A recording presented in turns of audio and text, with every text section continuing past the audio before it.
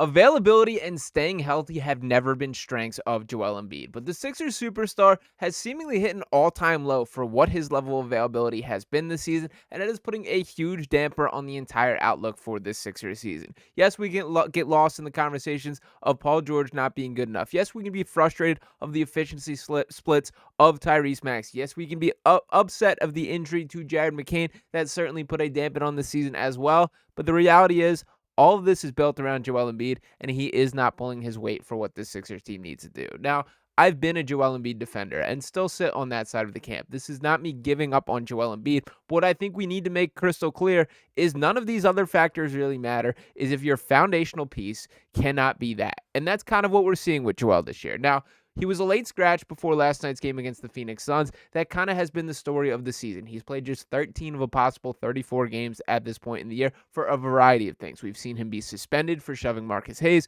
We saw him miss the first 9 games of the season for who knows what was going on with that knee. We've seen him break his face. And again, I have sympathy because some of these things are simply freak accidents. But when it is freak accident after freak accident, eventually that takes a toll on the entire outlook as a team. Now, Nick Nurse did meet with reporters today to give a little bit of an update on Joel. He did not seem overly concerned and was not at the podium last night either. But per Kai Carlin of Sixers Wire, he writes, the Philadelphia 76ers got back to work at practice on Tuesday as they continue to look to grow amid a stretch of losing 3 and 4 games. As the Sixers got back to work, the status of star big man Joel Embiid was the focus. The big fella missed Monday's loss to the Phoenix Suns due to a left foot sprain that one can assume he suffered on Christmas Day in Boston. Coach Nick Nurse stated Embiid is day-to-day, and that has not changed. But Nurse did say he did not practice on Tuesday, putting his status for Wednesday's matchup with the Washington Wizards in question. Now, beyond just him not being available, when he has been on the court, it has not been the usual level of dominance. That so far this season,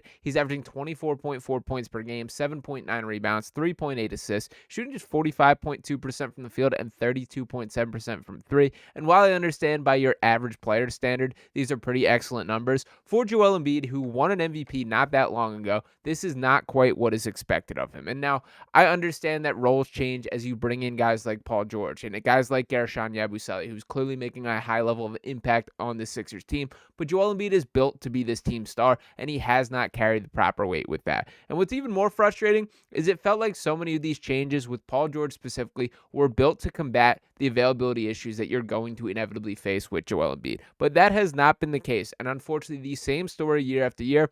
The story of the Sixers season so far, this being from Rich Hoffman here, saying Joel Embiid can't play, the rest of the team can't score. Now, from an organizational standpoint, that's incredibly frustrating. This has been the entirety of Joel Embiid's career, and particularly these past few seasons.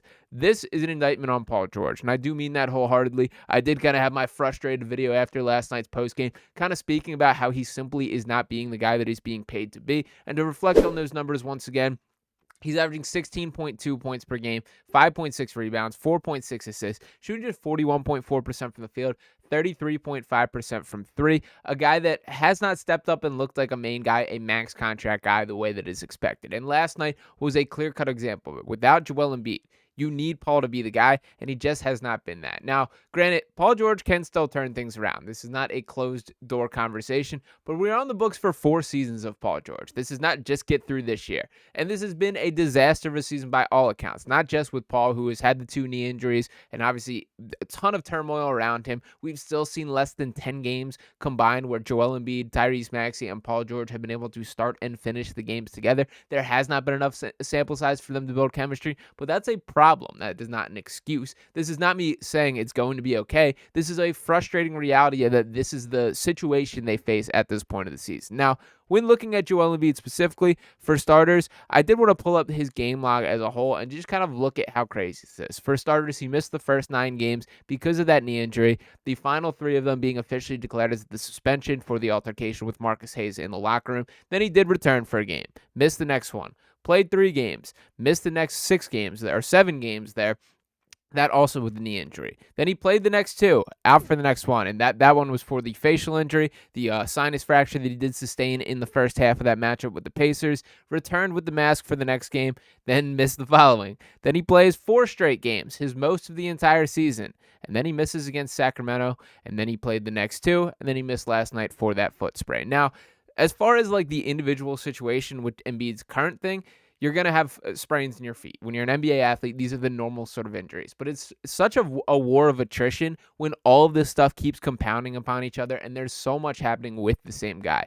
While I'm sympathetic to Joel, that I do think human beings just simply are not built to be as large as he is and carrying the amount of, stress on him as he's cutting and turning and all the things that is required to be an effective basketball player. I'm sympathetic that some of these things are going to happen, but the repetitive nature may be taken to another level. Now, there was another eye-opening comment that I thought from Nick Nurse at the press conference last night when it was announced that Joel Embiid would not be playing. And what it was specifically here is that he said he wants to see more threes from Joel Embiid. And Nurse said, quote, "He's just such a good shooter. If they're going to plug the lane off him, then I think he's got to make them pay for that." How many? Got to take what's there, but I think it should be in the 6 to 9 range that he should be able to find that many a game. Now, this is a pretty stark increase from what we've seen from Embiid in his career. For exact reference here, when you look at the entire statistical output throughout the time he's been in the NBA, his career high in three-point attempts per game is 4.1, which occurred back in the 2018-19 season. Now, I will also remind you that that was the season the Sixers made it the farthest in the playoffs. The Jimmy Butler, the Tobias Harris here. I do think spacing was a factor. To Joel's credit, a lot of this three-point growth was basically him molding his game to fit with Ben Simmons, and I don't think he gets enough credit because of that. And obviously, when we see the modern game, everyone needs to shoot. Look at Victor Wembanyama and the shot diet that he churns out on a nightly basis, attempting 9 threes a game. 12 threes a game. These are regular outputs for a dude that is 7'5". It's absurd stuff. But I also wonder if Nurse's true direction here, or why he's making this case, if it is a bit of an injury prevention thing. It's kind of common sense that it's a lot less stress on the body to sit behind the three-point line and toss up shots than it is to attack the basket, try and spin through the lane, take guys off the dribble, which we do see from Joel quite a bit. Now, granted, where I think this is a little confusing here is, for starters, I still think there's something to Joel Embiid getting the ball at the elbow, and the reason that is the case, it's really hard to double there. Is it hard to double at the three-point line? Sure, but it's more difficult at the elbow, and why that is exactly the case there is typically if Joel's going to be on the perimeter at the three-point line, it's going to be 5-out basketball, that all 5 guys are mostly going to be on the perimeter. Maybe you get Gershon Yabusele in there on the interior, but that's one, but you can kind of cover enough ground with 3 guys or 4 guys when that is the case there. So you can send another because obviously, there's not that much focus, that more or less guys are occupying the same space. When you do get him at the elbow, you can clear out a whole side, which then leaves it, a guy has to come across, and oftentimes leaves open three-point shots in the corner or something along those lines. I would love to go deeper on that in kind of a chalkboard situation, but that's just the basic premise. I don't want to get stuck on there. If we're moving Joel out to the three-point line, I felt like there was something to a huge part of the appeal of being Paul George to put teams in that predicament. You're either doubling or you're creating an open 3 for Paul George. We haven't seen any sort of that decision-making or really any sort of chemistry in the two-man actions with Embiid and Paul George. Sure, we've seen flashes of the typical Tyrese Maxey and Joel Embiid two-man games, still one of the most effective offensives in basketball, and I still have seen the flashes of it there. The little between-the-legs pass that Embiid loves to Maxey being able to create off him, get three-point looks, and just beat guys off the dribble, but they haven't done really any sort of job of incorporating Paul George into these same types of sets. Now, in fairness to Nick Nurse, I don't think Paul George has done him any favors in this. He doesn't look overly willing coming off pin downs. There's been a lot of looks where they're setting backdoor screens for him, Paul George running off, and he just doesn't look ready for the catch and shoot opportunities in the way. Now, every player is a little different.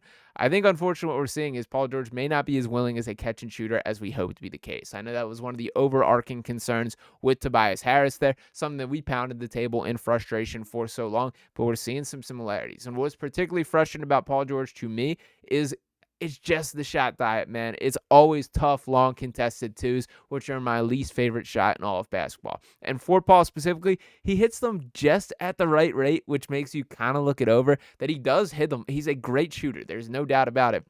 But that's still an objectively bad shot in the modern NBA.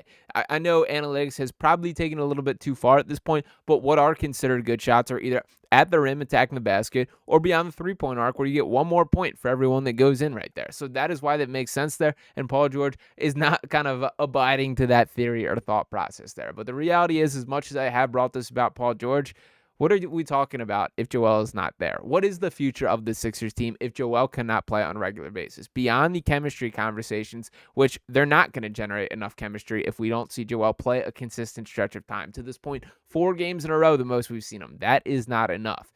And for the people, I guess where my mind ultimately circles here is what's next. Now what? If this is the situation, we know that there's a 4-year contract for Paul George. We know that Joel Embiid got his extension, that he's on the books for $60 million plus in the coming season. So what do you do if you're the Sixers? Do you feel better about the gamble that you might have this one healthy stretch with Joel next year when everyone's a year older and these same injuries continue to happen? It just feels like they're a little bit more stuck than I ever imagined could be the case. And this all kind of comes down to, can Joel get his head on straight and get his body functioning properly and give this team a real chance? To this point this season, the concerns do not look overly promising, and it does feel like this is the worst that it's ever been as far as an availability standpoint. So only 13 of the first 34 games that Joel Embiid has played thus far needs to clean things up and be available for this Sixers team moving forward. Whether or not that will be the case is to be determined, but I'm certainly pretty close to hammering that panic button once again this season. Let me know what you guys think in the comments there. I appreciate each and every one of you guys tuning in this video as always.